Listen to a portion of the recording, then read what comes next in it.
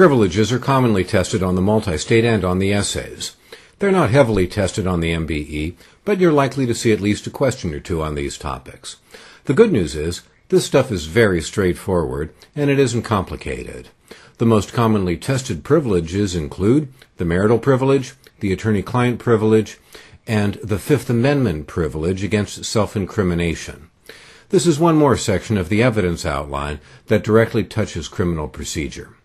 So, let's jump in and have a look at these more commonly tested privileges. There are two different marital privileges, and each of them has separate rules.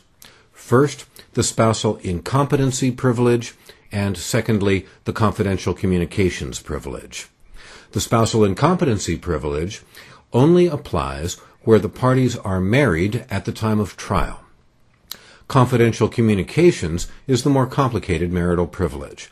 Here, the parties have to be married at the time of the communication, and this privilege survives divorce, unlike the spousal incompetency privilege. The confidential communications privilege, like many of the privileges that we will consider in this video, is destroyed where a third party is present. But here it's common for confidential communications between spouses to occur in the presence of children.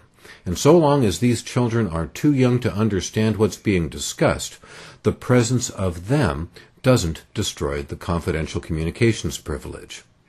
Next, we consider the attorney-client privilege and the attorney-work product privilege. These issues commonly can be crossed over with professional responsibility on essay questions in various jurisdictions.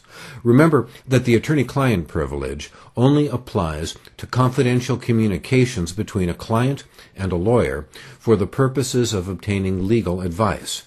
First, we have to establish an attorney-client relationship. Here, it doesn't matter whether or not the client hires the attorney. Not only that, it doesn't even matter whether or not the lawyer is actually licensed, so long as the client believes she is speaking to an attorney, and so long as the discussion is a confidential communication between a client and the purported attorney over a legal issue, the privilege applies.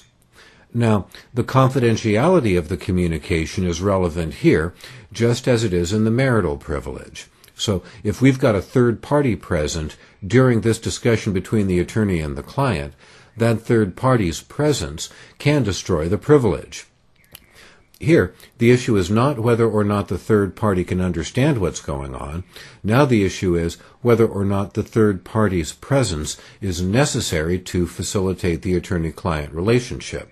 So, if we've got an attorney and a client having a confidential communication in the presence of a paralegal, an associate, a legal secretary, or anybody else in the law office who is actually helping with the job, those people also would be covered by the attorney-client privilege. Now, what about documents? Suppose an attorney and a client sit together and prepare a document as they consider the legal case before them. That document would be considered privileged. It's a work product. But where a client brings documents to the attorney and asks the attorney to have a look at the documents and review them, the mere fact that the client has confidentially communicated with the attorney about the documents does not make those documents privileged. Those documents very well could still be a part, maybe a very material part, of the underlying dispute that the client has gone to the attorney to communicate about. So, confidential communications between an attorney and a client are privileged. A confidential document prepared by either the client or the attorney in consideration of the legal representation is privileged. But documents relating to some external dispute that are brought by a client to an attorney for the attorney's review do not become cloaked by the attorney-client privilege just because the attorney has had a look at them in private. Also, with regard to the attorney-client privilege, keep in mind that the client is the one that holds the privilege. And where we have two clients consulting with one lawyer, the communications are protected from third parties. But if the two clients end up having a dispute with one another, those communications are not protected between those two clients.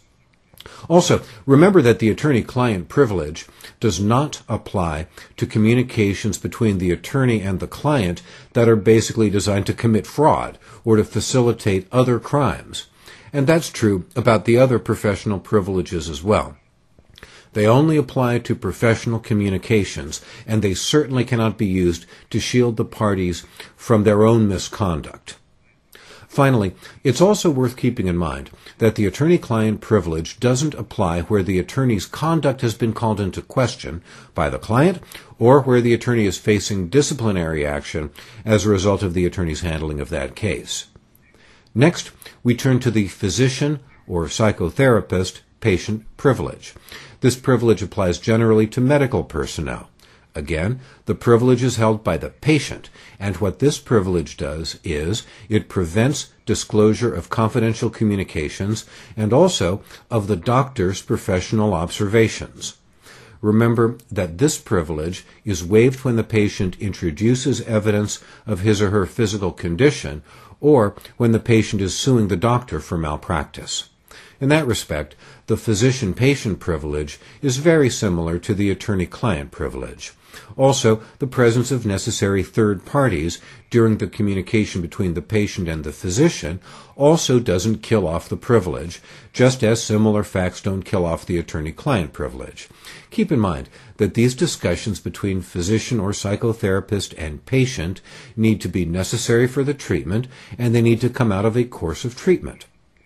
Again, the point of this privilege, just as is the case with the attorney-client privilege, is to protect and facilitate the professional relationship. It isn't designed to immunize other relevant testimony apart from that professional relationship. The last privilege that I want to discuss in this brief video is the Fifth Amendment privilege against self-incrimination. Keep in mind that this is a privilege about testimony. It is not a privilege about handwriting or voice recognition or the blood alcohol level of the defendant. The Fifth Amendment privilege is a privilege against testimony against oneself. Remember that a defendant who testifies as to a preliminary matter, like, for example, testifying in an evidence suppression motion, doesn't waive his or her right to refuse to testify at trial. Also, admissions of ownership seeking to establish standing in motions to suppress also are not admissible at trial. They're covered by the Fifth Amendment privilege. Remember that the government can force testimony by granting use and or derivative use immunity from prosecution. So the Fifth Amendment privilege, again, is a privilege against self-incrimination. It is not a privilege that prevents someone from testifying about embarrassing or even illegal offenses, so long as the testifying witness is not subject to prosecution for those statements. And that concludes a concise discussion of privileges in evidence. As you practice, you'll see that this material is tested in a very ritualistic fashion, in strikingly similar ways over and over again. This stuff is some of the easier material on the evidence outline. I counsel you to practice it and to learn it well. Next, we're going to consider perhaps the biggest issue arising out of the law of evidence, hearsay.